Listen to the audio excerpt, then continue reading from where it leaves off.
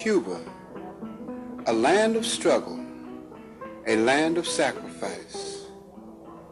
Cuba, a place where the slogan, homeland or death, built a proud new nation. Cuba, home to Assata Shakur and Guillermo Morales, our own freedom fighters. Assata Shakur, previously known as Joanne Chesmar, was held and tortured in the U.S. prison system as a captured member of the Black Liberation Army. Upon her liberation from prison on November 2, 1979, she was granted political asylum in Cuba, where she now resides. William Guillermo Morales, alleged leader of the FALN, was captured, sentenced, and tortured in a U.S. prison in July of 1978. Vowing he would not be in prison long, he escaped and was later recaptured and tortured in Mexico, once again on May 26, 1983. Due to the Mexican people's history of solidarity with the Puerto Rican independence movement and the tremendous international pressure, Guillermo was allowed to fly to Cuba, where he received political asylum.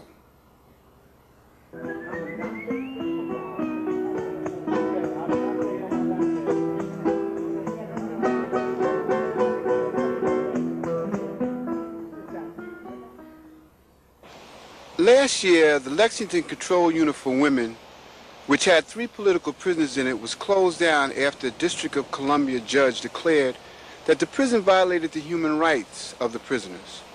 Why do you think this brutalization of women in the control units, up to and including rape, is becoming so common? I think that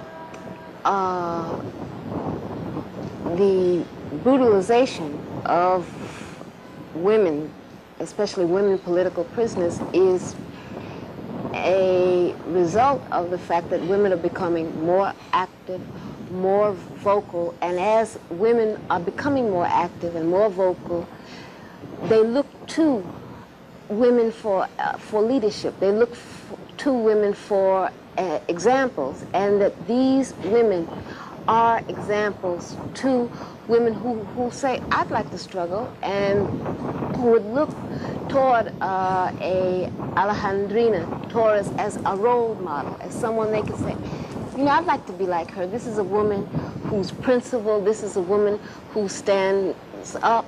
They would look to a woman like Susan Rosenberg and say, this woman has taken principled stands against oppression, and I'd like to be like her. And what the government is doing now is setting up prisons that are more and more repressive, trying to set up control units that are more and more repressive, where they create a situation where you have people living in a state of torture, 24-hour-a-day torture, with no recreation, no human contact, no fresh air, no contact with other human beings, that they do everything in their capability to try to remove that person from a normal human environment.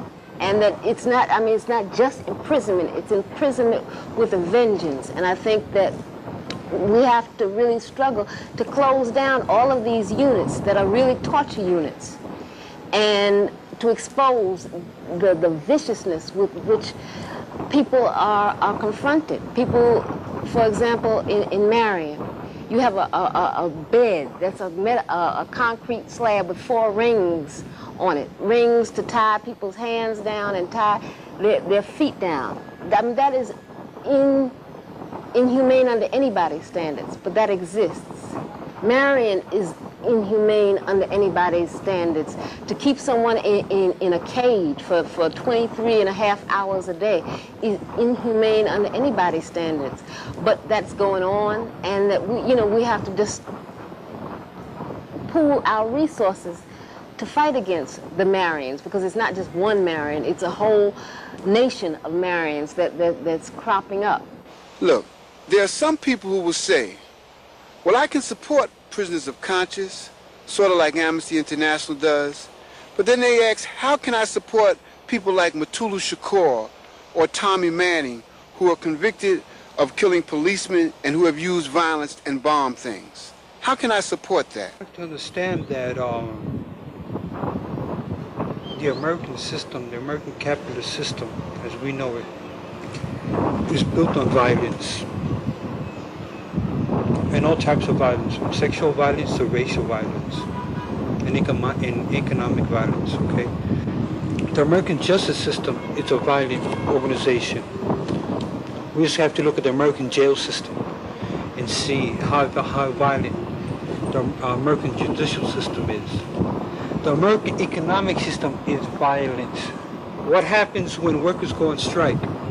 Don't they use the police against workers to beat their heads in and make them go back to work and break those strikes? They can go back and keep making millions of dollars worth of profits for the American capitalist system. What happened in '68? Didn't they assassinate a peace-loving man like Martin Luther King? Here's a man who only marched. He never threw a bomb. He never used a gun. He was assassinated. Why? Because he represented. It got to a point that he represented the conscience, not only of Black America. He was becoming the conscience of all those who are being oppressed within the United States, including whites, and they had to get rid of him, and then he was assassinated. And what I'm saying is that all these actions that have been taken, that have been carried out by guerrilla groups and armed groups and organization is justified within that context. Not only that, international law gives us that right to fight against colonialism and to fight against injustice. But they have to understand, whatever step they take in the name of justice, the United States will take steps to create that injustice and to keep that injustice that still exists. Recently, in February, Nelson Mandela was released and welcomed by millions of people in the United States as a political prisoner who had spent about 26 years in prison. In the United States, we have political prisoners who have spent up to 20 years in prison. Why do you think it is that people can support the Nelson Mandelas outside of the United States, but cannot or will not support freedom fighters inside the United States? You have a lot of people within the United States that support popular causes outside the United States. Okay? That is positive. I'm not knocking it. It's good that they support causes outside the United States. But many of these people refuse to support causes within the United States because they are simply afraid, or simply they still carry that racist character that they have. Okay? It's popular, it's cliche, it's in fashion to support, let's say, like you say, Mandela, Nicaragua, El Salvador.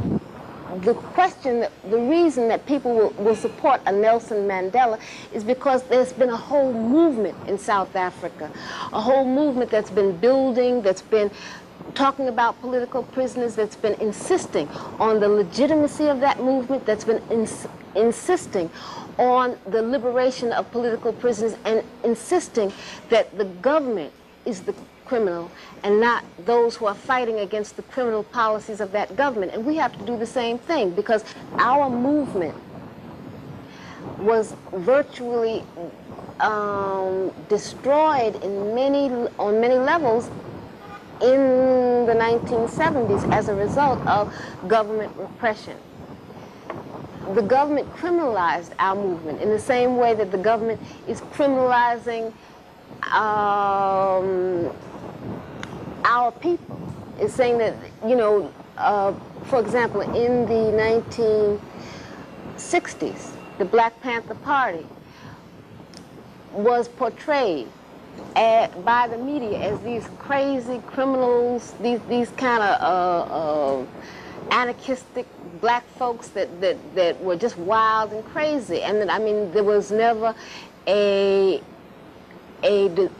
balanced picture in terms of what the Black Panther Party was about, so that what people every day saw was these crazy panthers with guns, and that was the image, that you have a panther, you have a gun, and you have a criminal element. And as time went by, those panthers were accused of, in many instances, crimes which they were innocent of. They were framed, they were sent to prison for either conspiracy cases, for false, just trumped up criminal charges, and off the face of the earth, out of the movement, out of the center of struggle.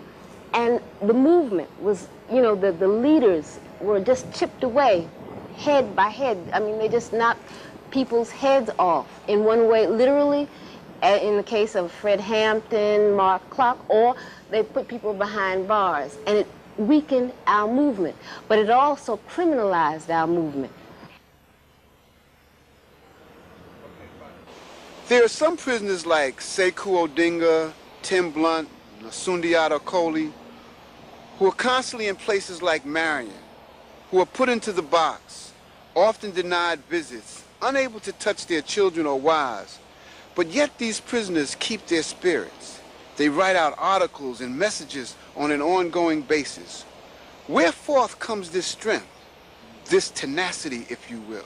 The U.S. government knew what they were doing when they put Sundiata Acoli into prison.